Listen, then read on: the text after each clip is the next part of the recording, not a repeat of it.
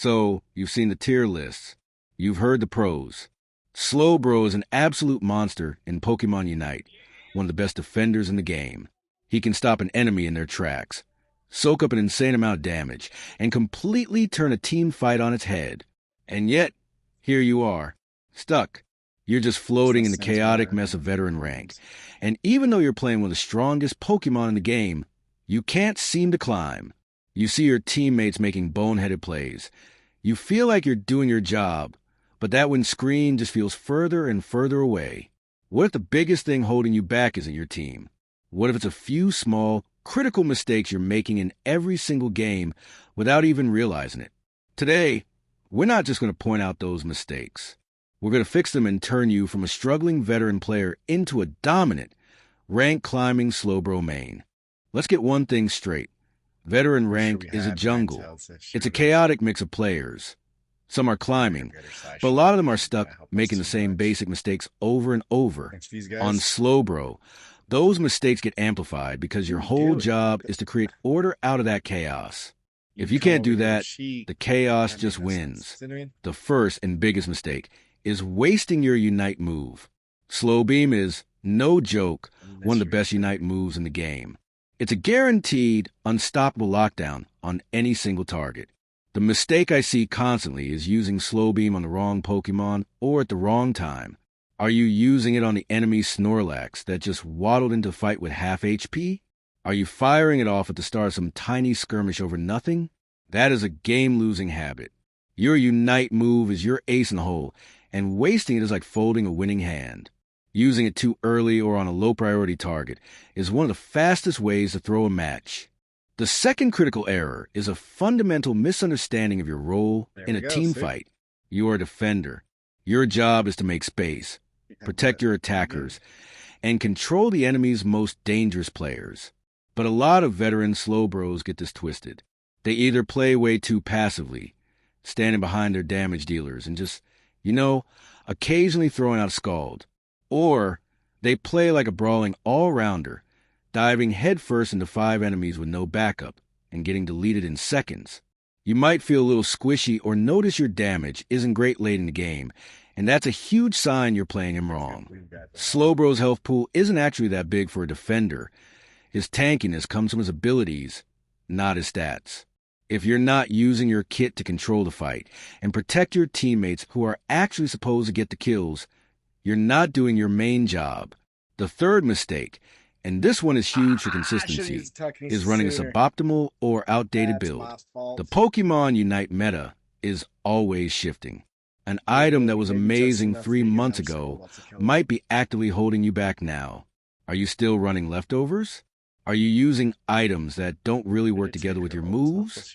For example, going for a full damage build with choice specs and wise glasses can make you feel strong early on, but you'll just evaporate in the big team fights later, especially the all-important Rayquaza fight.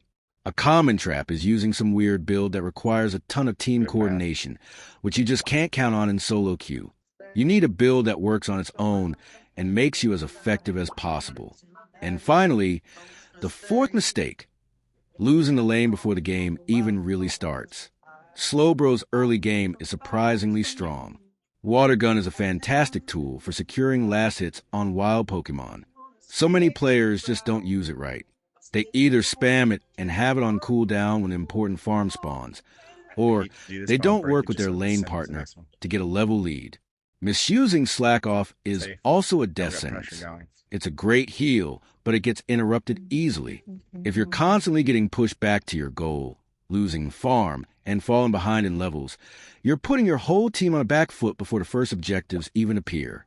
All right, we've identified the problems. Now let's talk solutions. This is how you turn all of that into actual, tangible wins. From now on, your Unite move is reserved for one thing: deleting the single biggest threat on the enemy team during a critical fight. Who is this threat? It's the enemy Cinderace, the Fed Greninja, the Dragapult that's shredding your backline. It is almost never the enemy defender or supporter. In the final 2 minutes, your only job is to save that Unite move for the Rayquaza fight. Don't you dare use it at 2:30 to win some meaningless fight in a side lane. When the fight for Rayquaza starts, You find their main damage dealer. You ignore everyone else, get a clear shot, and you lock them down with slow beam. This instantly makes the most important fight of the game of 5v4 and gives your team a massive advantage.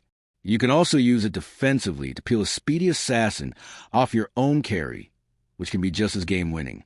A good slow beam is often the single play that wins the match.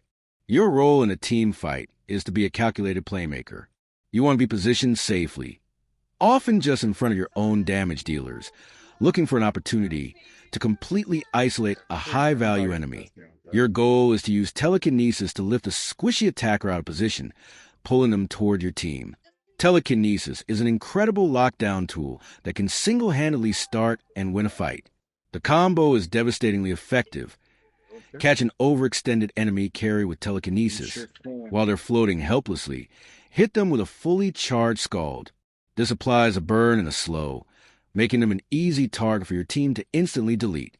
Once you've secured the pick, you use Scald's slowing effect to peel for your own backline. Your job isn't to get KOs. It's to create free kills for your team by locking down the right target at the right time. By the way, if you're already seeing how these strategies can fix your gameplay, do me a solid and hit that subscribe button. I drop guides like this all the time to help players break through their rank plateaus, and it really helps the channel out. Now, let's get you the perfect build. Forget the niche, high-risk builds. For climbing out a veteran, you need consistency and overwhelming tankiness. Here's the build: AEO's Cookie, Buddy Barrier, and EXP Share. Let's break it down. AEO's Cookie is your core tank item. Every time you score a goal, your maximum HP increases for the rest of the game. Your goal is to score small amounts early and often stack this up, turning you into an unkillable wall in the late game. Buddy Barrier is the ultimate teamfight tool. When you use your Unite move, you and the nearest teammate with the lowest health both get a massive shield. This makes your slow beam initiation even stronger by protecting your target ally. Finally, EXP Share is non-negotiable for a support defender. It ensures you don't fall behind while letting your lane partner get more experience from farm, getting them online faster. For moves, you want Scald and Telekinesis. Surf is good, but a guaranteed lockdown from Telekinesis is more valuable for securing kills in disorganized solo queue fights. Your battle item should be Eject Button pretty much always. Slowbro's biggest weakness is that he's, well, slow. Eject Button is your get-out-of-jail-free card to escape a bad spot or to flash in for a surprise telekinesis play. Climbing isn't just about your button presses. It's about your brain. As a Slowbro player, you are the one who makes the big-picture plays happen. This means you have to stop staring at your own stats and start thinking about how your team is going to win. You should never be in a lane when an objective is spawning. Long before Dreadnought or Regieleki shows up, you need to start moving. Your crowd control can single-handedly win these crucial early fights. Don't be that player who stays top to score 20 points while your team gets wiped in a 4v5 at the bottom. That is a losing trade every single time. You also have to learn to read the game. Is your top laner crushing it? Maybe rotate up there and help them push that lead. Is your jungler having a tough time? Position yourself to help them out.